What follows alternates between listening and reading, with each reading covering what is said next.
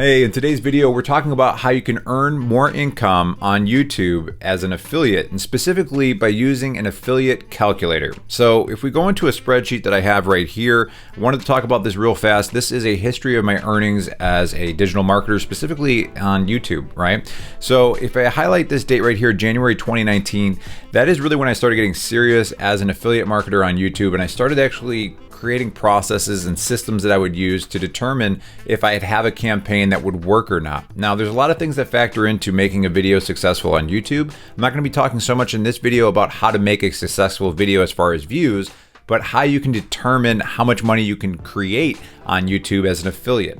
So what we're going to be looking at is this calculator right here, and this Venn diagram is going to be the crux of what we are talking about.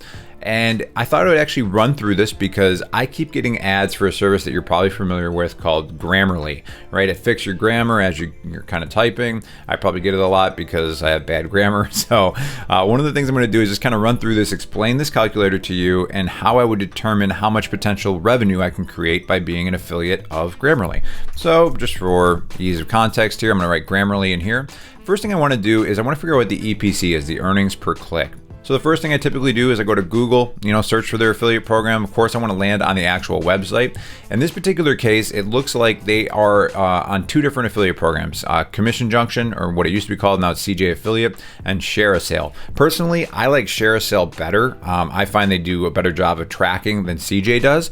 So if you go to Share a Sale and then you were to go to Merchants, search for Merchants, and Grammarly, that's where I'm going to start getting a little bit of information here. And this is where it says that they have a 24.75, so earnings per click. That is based on 100 clicks on the Share a Sale platform, so it's really 24 cents per click.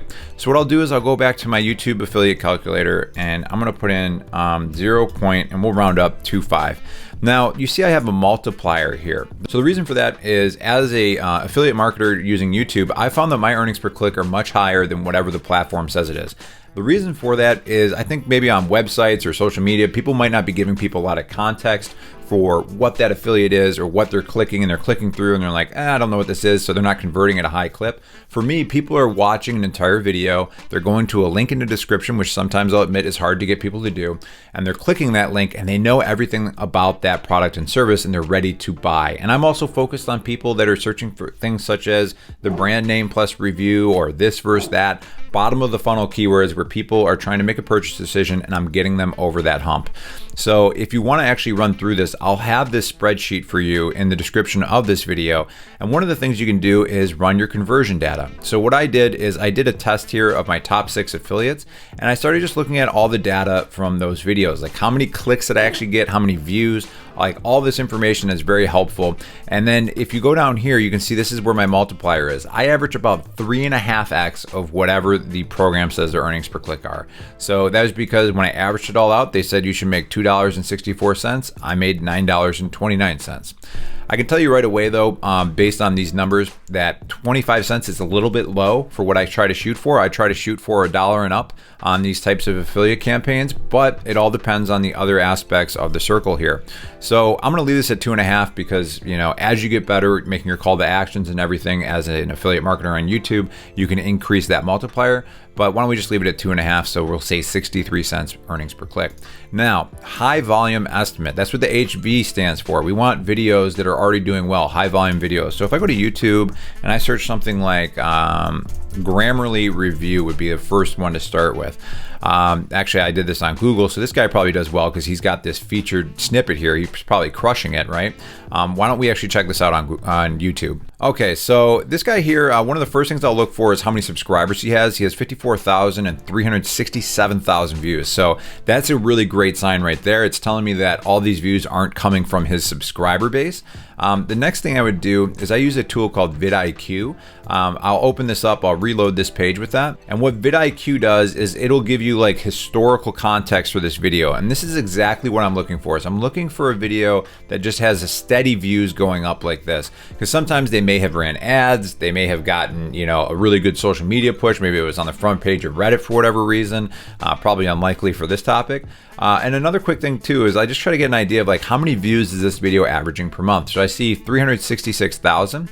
And if I kind of roll it back, we're right around 357,000. So let's call it 9,000 views per month that this guy is getting on this video. So the next thing I'm going to do is I will put in equals 9,000 times 12 because I want to get the yearly amount of views. So this guy's getting roughly around 108,000 views per year from this video.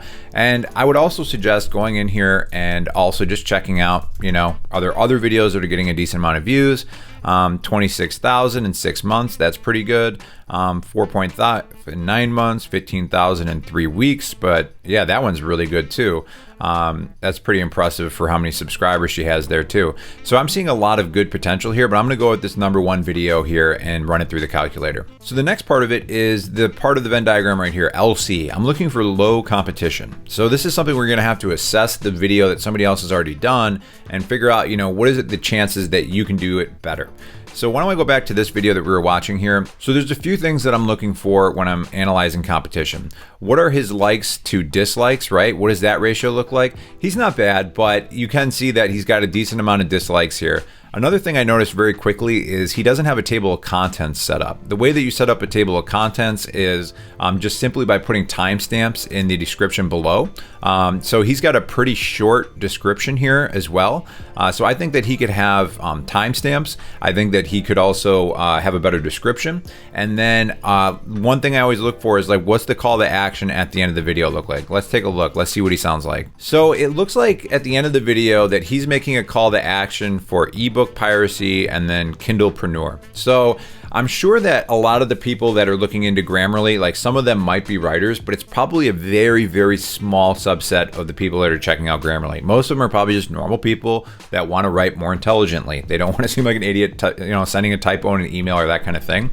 So this call to action on the end here is not great. That's pretty easy to see because how many people are actually interested in ebook piracy after watching a Grammarly video. So this is something, a little trick too, and I'll share this with you now. Whatever video you're making, you can put in something like Grammarly review, right?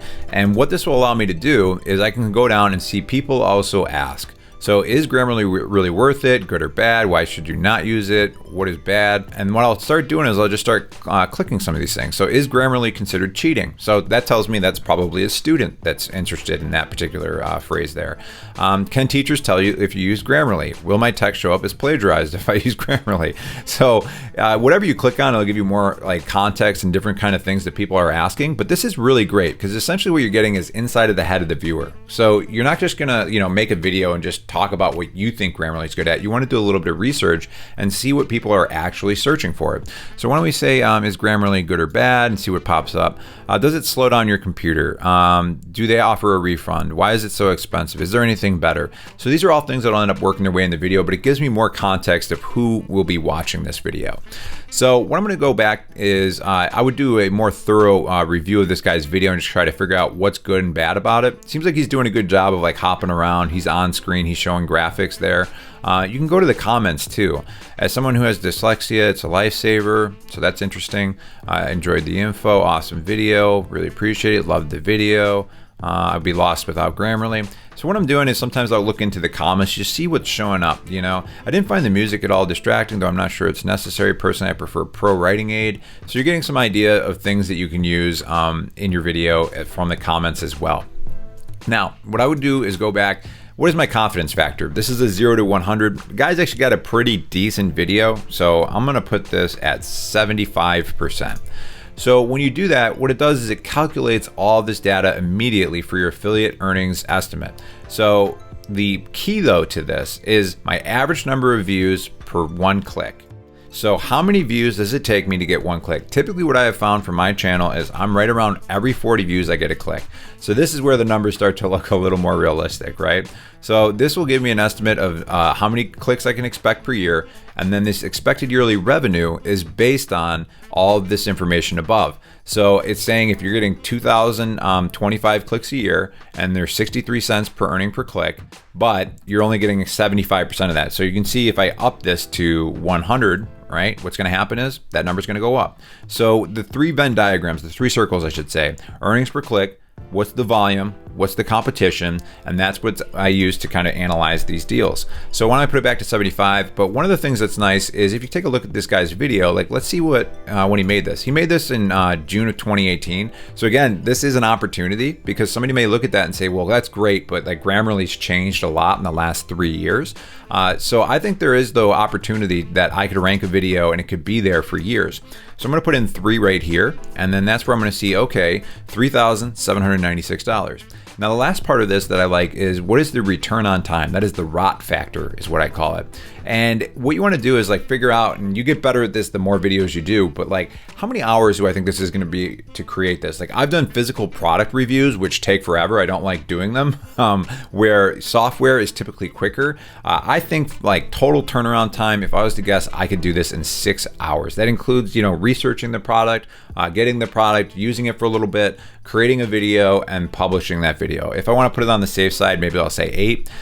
Also, I might look at like Grammarly price because maybe I'm not getting a review copy. So I might just put this into my cost as well because that'll deduct out some items here.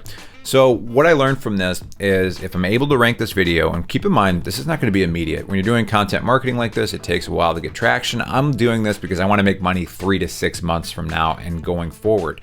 But what you can see here is it's saying per hour, that first year, if I were to hit this number in the first year, that I would make $155 per hour based on working 8 hours on this project. That's pretty darn good.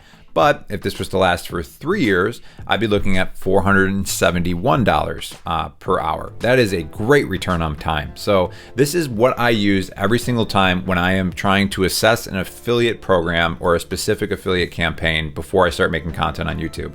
And the reason this is so valuable is when I started doing this, like before I started, using a calculator, I would hit on 1 or 2 out of 10 videos that would do well. Now I'm hitting on like 5 or 6 out of 10. You can't always hit on every single one of them. Sometimes the video just doesn't take, maybe the execution wasn't good. But this has made it so that I have dramatically increased my revenue as a YouTube affiliate by using this right here. And again, as I mentioned before, you can find a link in the description below that you can download this for yourself. Very simple tool to use. And on it, if you're not used to affiliate marketing as well, I'll have a list of affiliate marketplaces, and I'll be filling this out with more context and information as we go. Because sometimes it gets a little complicated because some marketplaces use different terminology, or perhaps they do earnings per click based on 1 click instead of 100. This is all information that you can use here. I also have a master sheet that I've started collecting of all these different types of affiliates that you can sign up for. So I've started even running through, what are the top 3 videos for those affiliates? What does it look like? Potential earning revenue. This is all stuff that I'm going to be filling out in the future as well. Now, the last thing that I want to talk about is how do you actually make a good video that people want to watch? Well, rather than go through all that in this video, what I'm going to do is I'm actually going to create a Grammarly review video, and you can see that on the screen right now, and you can watch that and kind of look at it with a critical eye, see what I'm doing, see how that video is set up. I'm going to be putting that on a separate channel, and eventually I'll also have a video on the screen that's talking about how to increase your click-through rate as a YouTube affiliate, so the people clicking your affiliate links in the description. So don't forget to download the free YouTube affiliate calculator, and I'm going to catch you guys in this next video.